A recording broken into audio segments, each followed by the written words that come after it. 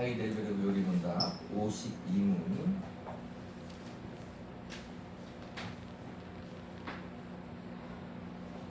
그리스도께서 산자와 죽은 자를 심판하기 위하여 다시 오실 것이라는 고백은 당신에게 무슨 위로를 줍니까? 나는 모든 슬픔과 박해 가운데서도 머리를 들어서 이전에 나의 유익을 위하여 자신을 하나님의 심판에 복종시키심으로 나에게서 모든 저주를 제거해 주셨던 바로 그 그리스도께서 하늘로부터 심판주로서 오실 것을 간절히 기다립니다. 그리스도께서는 당신과 나의 모든 원수들을 영원한 지옥으로 던지실 것입니다. 그러나 그리스도께서는 나와 당신의 택한 모든 백성들을 하늘의 기쁨과 영광 가운데 계신 당신께로 데려가실 것입니다. 그리스도께서 산자와 죽은 자를 심판하기 위해 다시 오실 것이다.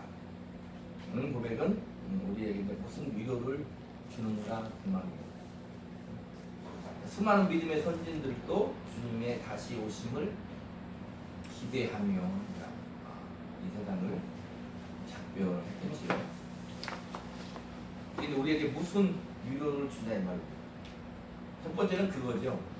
이 세상의 삶이 다가 아니다는 거예요. 이 세상의 삶이 다가 아니다. 비록 주님이 오시지 않고 이 세상을 작별했을지라도 어떻게 되나? 천국에서 주님을 뵙는다. 이렇게 해도 되겠습니다. 왜냐면 우리는 모르잖아요. 성경을 근거해서 여러 가지 추측도 해보고 기대도 해보고 그렇게 말은 하지만 주님 말씀하시듯이 때와 기한은 아버지께서 정하여 주신 것이요. 한 가지 알 수 있는 것은 아직도 하나님은 이 역사적인 시간에서 일을 하고 계시다는 것이고 주님이 언제 올지는 몰라. 그러나 더디 오실지라도 어떻게 한다고요? 우리는 그 주님 앞에 하나님 앞에 간다는 거예요. 우리 주님의 신부들은 주님이 오신다고 할 때 꼭 알았다면 어떻게 해요? 당연히 아멘 주 예수여 어서 오시옵소서 이렇게 해야 된다 이 말입니다. 그때도 역시 무엇을 붙들어요? 주님을 붙드는 거예요. 나를 붙드는 게 아니라 내가 했던 어떠한 것들을 붙드는 게 아니라 나에게 은혜를 베푸신 그 주님을 우리는 붙들어야 되는 것입니다. 그게 우리의 위로예요. 우리의 소망이에요. 그런 거죠. 이 땅이 힘들고 어려운 것을 마음껏 기쁨으로 누리는 사람은 없어요. 힘들고 어려울수록 엄마서 말씀대로 환난은 인내는 연단을 더해서 소망으로 가는 거예요. 소망으로 가는 거예요. 그 소망을 가지고 우리는 사는 거죠. 그냥 사는 게 아니고 대충 사는 게 아니라 믿음으로 사는 거예요. 그렇지만 우리는 언제나 이 땅에서 영원히 살 사람이 아니고 저 천국에서 주님과 함께 영원히 산다는 거예요. 저 천국에서 내가 하고 싶은 거 마음껏 누리고 사느냐? 그러진 않을 거지만 어쨌든 한숨도 없고 곡하는 것도 없는 주님이 주시는 것으로 만족하며 하나님을 아버지라 부르며 찬양하며 우리는 그 삶을 영생 복락의 삶을 어떻게 기대하는 것입니다. 한 가지 확실한 것은 우리가 생각하는 이상의 영생 복락인 것이죠. 우리가 단지 이 세상에서 누리는 그런 기쁨과 그런 것들을 그 정도가 아니라 그 정도를 넘어서는 하나님이 주시는 은혜의 영광의 기쁨으로 우리는 영원히 살게 될 것이라는 그 소망을 가지고 사는 거예요. 그래서 그 재림의 믿음은 그렇게 중요한 거예요. 그 다음에 그리스도께서는 당신과 나의 모든 원수들을 영원한 지옥으로 던지실 것입니다. 그러나 그리스도께서는 나와 당신의 택한 모든 백성들을 하늘의 기쁨과 영광 가운데 계신 당신께로 데려갈 것입니다. 기독교는 배타성이 있죠. 예수 이외에는 구원이 없다는 그런 배타성이 있어요. 그러나 무한히 또 열려 있어요. 예수 안에 무한히 열려 있어. 누구든지 예수 안에 하나님이 품으시면 영생을 얻는 거예요. 이제 이 시대가 요구하는 것은 뭐냐면 이제 다양성이고, 다양성이면서도 각 개개인을 존중하고 뭐 이제 그런 시대잖아요. 그게 이제 좀 심하면 이기적인 것으로 이제 넘어가는데, 이런 시대에, 흔히 말하는 포스트 모더니즘의 시대에 우리 기독교가 이제 어떻게 해야 되는가에서 이제 여러 가지 다양한 그 방법론적인 것들이 많이 나오는데, 우리 이제 중요한 건 뭐예요? 진리는 변하지 않아요. 주님 이 땅에 오셔서 회개하라 천국이 가까이 왔다는 변하지 않는 거예요. 그게 무엇입니까? 자, 보세요. 여기 보니까 당신과 나의 모든 원수들을 영원한 지옥으로 던지실 것입니다. 그런 거예요. 교회는 뭐예요? 그걸 해야 되는 거죠. 하나님이 세상을 이처럼 사랑하사 독생자를 주셨으니 이는 그를 믿는 자마다 멸망하지 않고 영생을 얻게 하십니다. 믿는 자는 어떻게? 쉽게 얘기하면 그렇죠. 믿는 자는 영생을 얻지만 믿지 아니하는 자는 멸망할 거다. 우리식으로는 지옥에 갈 거다. 한 번 정한 것은, 한 번 죽는 것은 하나님이 정하신 것이요, 그 외에는 반드시 심판이 있다. 요즘에는 애써 교회에서 그 심판이란 말을 안 하죠. 심판이란 말을 하지 않지만 아니다 이 말입니다. 예수 그리스도의 복음을 선포하면 거기에는 영생과 심판이 있는 거예요. 영생과 심판이 있는 거예요. 교회가 그것을 당연히 어떻게 선포해야 되는 거예요. 단 이거죠. 심판을 선포해서 그들을 저주하는 것이 아니, 심판을 선포해서 그들을 저주하는 것이 아니, 어떻게? 회개하라 천국이 가까웠느니라 주 예수를 믿으라 그리하면 너와 내 집이 구원을 받으리라. 이렇게 해야 된다 이 말입니다. 우리가 물론 믿는 건 하나님의 선택이요, 하나님의 역사심이요, 하나님의 불가항력적인 은혜이지만 우리는 그들을, 세상을 바라볼 때 어떻게 해야 돼요? 긍휼히 여기고 어떻게? 진리를 선포하는 것. 진리를 선포하는 것. 그러니까 성경은 어제나 오늘이나 영원토록 동일한 하나님의 말씀임에도 불구하고 시대가 갈수록 어떤 미묘한 상황적인 것에 변화는 있을 수 있지만 근본적인 절대적인 진리는 변할 수가 없는 거다 이 말이에요. 요즘에로 말하면 어떤 거예요? 차별금지법, 소수성애자, 동성애 이런 것들이 이제 이슈로 나왔을 때에도 교회는 어떻게 해야 되냐면 객관적으로, 공개적으로 알게 모르게 교회는 이렇다 하는 것을 해야 되는 거죠. 해야 되는 거예요. 뭐 그들을 정죄하느냐? 아니다. 그들을 정죄하는 것이 아니라 그들도 하나님의 품으로 돌아오라. 이렇게 얘기를 해야 되는 거다 이 말입니다. 그냥 가만히 있으면 안 돼요. 물론 이제 정치적인 이슈나 이런 것들은 우리가 자제할 필요가 있어요.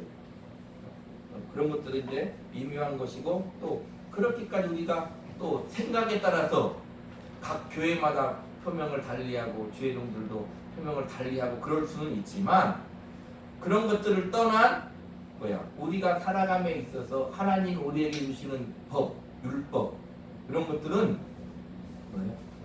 고리타분한 게 아니라 영원한 하나님의 말씀인 거예요. 영원한 하나님의 말씀인 거예요. 그래서 아닌 건 아니다고 얘기할 수 있어야 돼요. 아닌 건 아니다. 무엇이 문제가 되느냐? 그런 것들을 얘기함에 있어서 우리 교회가 너무나도 세상을 정죄적인 심판으로 그런 것들을 선포한다는 데 문제가 있는 거예요. 세상을 정죄하려는 것이 아니라 세상을 사랑함으로, 하나님의 말씀은 진리이므로, 예수님 말씀하셨듯이 나는 그의 명령이 영생인 줄 아노라. 그렇게 하신 말씀처럼 하나님의 말씀을 우리는 '세상을 선포해야 되는 것입니다. 보세요. 요즘과 같은 첨단 과학이 발달한 이 시대에 천국이 무엇이며 지옥이 무엇이며 죄가 무엇이며 회개하며 하나님 앞에 돌아와서 이제는 네가 주인이 되어 살지 말고 하나님을 주인으로 모시고 예수 잘 믿고 네 뜻대로 살지 말고 하나님의 말씀대로 살아야 된다고 할 때는 뭐가 문제가 되겠어요? 요즘 시대는 아주 문제가 되는 거예요. 그러니까 지금은 당연히 교회가 부흥할 수 없는 시대라고 해도 원래는 맞는 거예요. 왜? 사람들이 그렇게 생각하는 거예요. 우리 식으로 말하면 점점 시대가 갈수록 세상이 죄가 만연한 시대가 된다. 죄가 만연한 시대. 우리 마태복음 24장 한번 볼까요? 에어컨 좀 주세요. 마태복음 24장 24장 23절 24절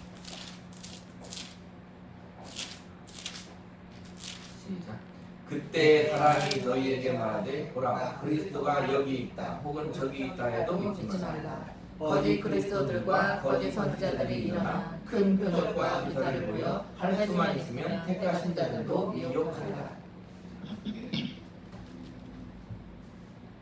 그리스도가 여기 있다 혹 저기 있다. 이 말은 문자 그대로 일단 해석할 수가 있어요. 진짜 그리스도가 여기도 있다 저기 있다 그런 시대가 있었고 지금도 그런 시대이기도 하지요. 근데 다르게 좀 생각해 보면 이렇게 생각할 수도 있을 것 같아요. 신자들도 세상을 차치하고 신자들도 자기에 맞는 그리스도가 이 교회에 있나 저 교회에 있나 그런 시대나 이 말입니다. 왜 그럴까요? 교회마다 진리를 제대로 선포하지 않기 때문에.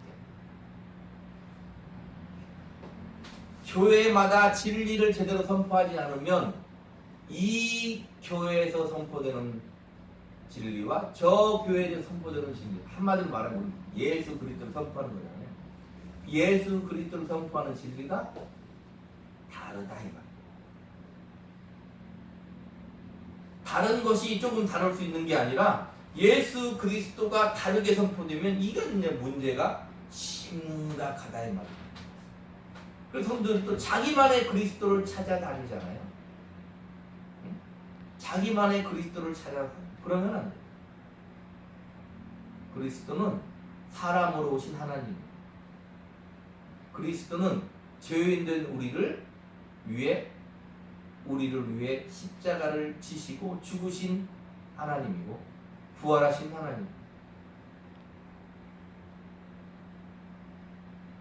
예배에서도 우리는 예배를 통해서 문제를 해결받고 병도 고침받고 여러 가지도 할 수 있어요. 그러나 항시 그 예배의 중심은 주님이고 하나님인 거예요. 그러면서 우리가 하나님의 도우심을 얻고 문제를 해결받고 병 고침을 받고 이런 것이 되는 거하고 그 목표가 본질이 되는 거하고는 다르다 이 말입니다. 자, 거짓 그리스도들과 거짓 선지자들이 일어나 큰 표적과 기사를 보여. 그래서 뭘 한다고요? 택하신 자들도 미혹합니다. 다른 사람들을 미혹하려고 하는 게 아니라 하나님의 백성들을 미혹하려고 한다 이 말입니다. 거짓 선지자. 이단 당연한 것이고 우리는 이단은 당연한 거예요. 다른 종교들은 당연한 거예요. 그것보다 더 무서운 것이 뭐예요? 교회에 있는 선지자들. 쉽게 말하면 목사님들이다 이 말입니다. 목사님들이 어떻게 미혹해 하면 안 돼요. 하나님의 말씀을 왜곡하면 안 돼요. 이럴 수 있죠. 안예배 때 배만 섬기는 자들이라고 했는데 알면서 자기 배만 섬기기 위해 그럴 수 있는 것이죠. 첫 번째는 그럴 수 있는 거예요. 또는 뭐예요? 몰라서도 그럴 수 있는 거예요. 몰라서. 주님이 소경이 소경을 인도하면 둘 다 구렁텅이로 빠진다는 거예요. 여보세요? 거짓 선지자들이 일어나 큰 표적과 기사를 보여. 표적과 기사를 보여. 누구나 다 그렇구나라 하지만 이게 거짓 선지자다 이 말이에요. 그래서 뭘 하려고? 대가 신자들을 미혹하려고. 쉽게 말하면 교회 다니는 성도들을 미혹하려고 한다 이 말이에요. 교회 성도들을 미혹하려고 한다는 거예요.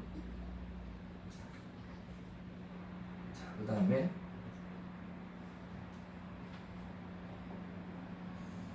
자, 42절 시작.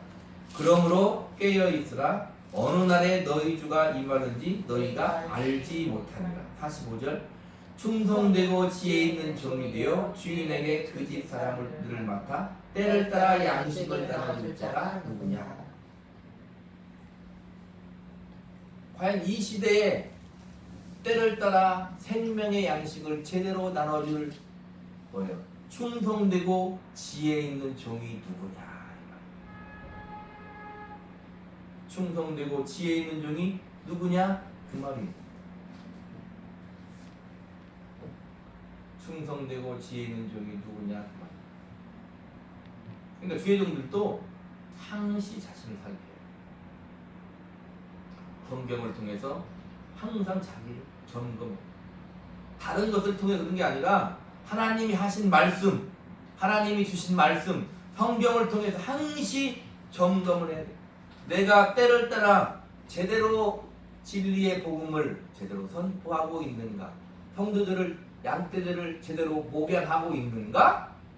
항시 살펴야 돼. 성도들은 어떻게 돼요? 제대로 된 먹을 양식인가를 양은 목자의 음성을 듣느니 그래요. 그러니까 우리가 이렇게 교회 공동체를 이루고 듣는 이 말씀이 상당히 중요한 거예요. 이단에 가면 뭐가 다를까요? 이단에 가면 뭐가 다르요? 똑같은 성경을 가지고 있는 다른 종교들 말고 우리가 흔히 말하는 이단 사이비를 말할 때 이단에 가면 뭐가 다를까요? 똑같은 성경을 가지고 하는데 거기에서 선포되는 말씀이 달라요. 요한계시록 보니까 더러운 영이 그 입에서 나온다. 이단에 가면 뭐가 다르냐? 똑같은 성경을 놓는데 말씀이 달라. 그 말씀을 먹으면 죽어. 똑같은 성경을 놓고. 우리는 충성되고 지혜 있는 종에게 주인에게 그 집사람들을 맡았다는 거죠. 때를 따라 양식을 나눠줄 자가 누구냐. 제대로 된 양식을 우리는 먹어야 되고 지혜종은 제대로 된 양식을 선포해야 된다. 이 시대에 요즘 젊은 사람들은 그렇대요. 요즘 젊은 사람들은 직장에 안 가면 나라 주는 돈도 가끔 있잖아요. 그러니까 막 직장을 막 굳이 그렇게 막 가지려고 하지 않고 직장을 그렇게 막 제대로 갖지 않으니까 생활이 안정되지 않으니까 또 결혼도 굳이 막 하려고 하지 않는다는 거예요. 첫 번째 또 뭐가 또 문제냐? 하고 싶은 것이 없어.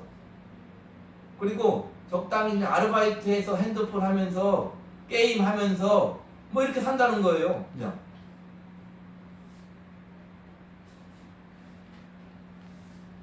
자, 하고 싶은 것이 없는 시대. 그냥 살아가는 사람들한테 교회는 뭐라고 얘기해야 되냐. 교회는 강단에서 뭐라고 그들에게 선포를 해야 되냐.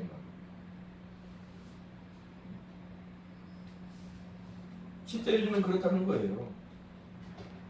옛날에 무슨 그 TV 프로그램 봤을 때 너 커서 뭐 들려고 그러니까 나중에 아르바이트해서 먹고 산다고 그러더만. 그런 시대가 진정됐어. 한 10년 흐른 것 같은데. 그런 시대가 진정됐대. 그냥 아르바이트나 그냥 하면서 그게 꼭 나쁜 거다 그런 말을 하는 게 아니라 그 적어도 젊은 때는 뭘 해야 되는 거예요. 우리가 교회에서 흔히 말하는 하나님의 비전을 가져야 되는 거 아니에요. 나의 비전이 아니라 내 인생에 예수를 구주로 믿었다면 하나님의 비전을 가지고 젊었을 때는 사는 거죠. 근데 그런 것들을 그렇게 갈망하는 시대가 아니라 물론 그런 것들을 자기 정욕을 채우기 위해 살면 안 되는 것이지만 하나님은 우리에게 뭘 하고 싶으면 해보라는 거죠. 하고 싶지 않은 인생이 얼마나 따분하겠어요. 그냥 살겠냐 이 말입니다. 그냥 아르바이트나 하면서 게임이나 하면서 유튜브나 보면서 그러다가 치킨 먹고 싶으면 치킨 한번 시켜 먹으면서 그렇게 살면 되는 거 아니야? 이렇게 생각한다 이 말입니다. 잘은 모를지라도 인생이 그런 것만은 아닐 거다 이 말입니다. 인생이 그런 것만은 아닐 거다 이 말입니다. 우리는 그런 근본적인 그 물음들을 성경을 통해서 던지고 답을 찾아야 돼요. 적어도 사람이라면 어떻게 해요? 나는 왜 태어났을까? 나는 이 세상에 왜 태어났을까? 왜 살까? 무엇을 위해 살아야 될까? 그런 것들을 고민하며 살아야 되는 거예요. 가장 기본적인 질문이다 이 말입니다. 거기에 대해서 성경은 뭐예요? 보는 사람마다 다를 수 있지만 명확한 가치를 주는 거예요. 명확한 세계관을 주는 거예요. 예수 믿는 사람들이 그런 것들을 너무 희미하게 알고 살으면 안 된다 이 말입니다. 이렇게 바쁘게 살아가며 그냥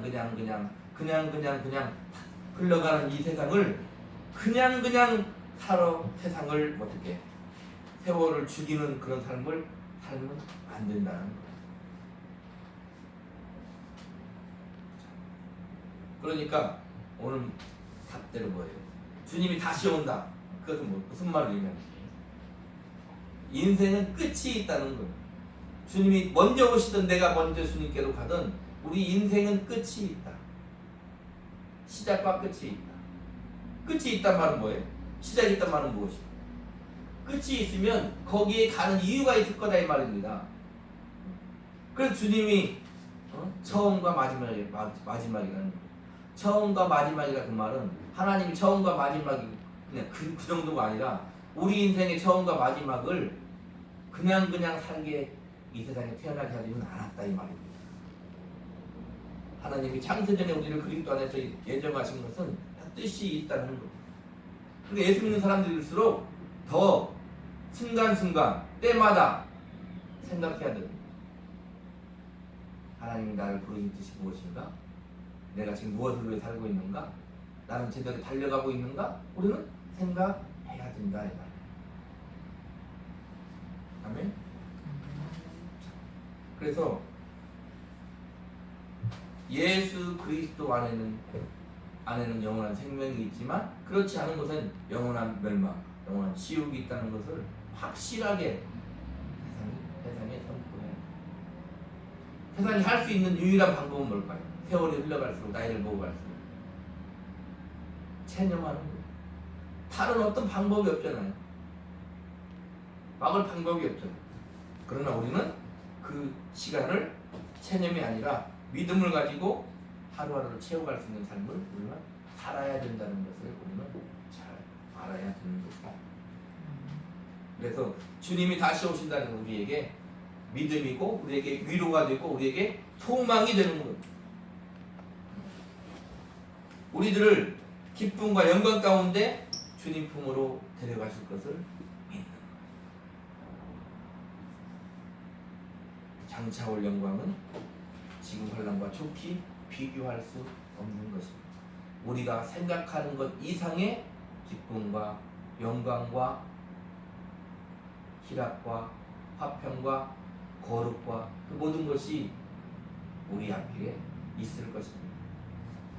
믿음을 가지고 귀한 삶을 사시기를 예수 그리스도로 축복합니다. 아멘. 기도하겠습니다.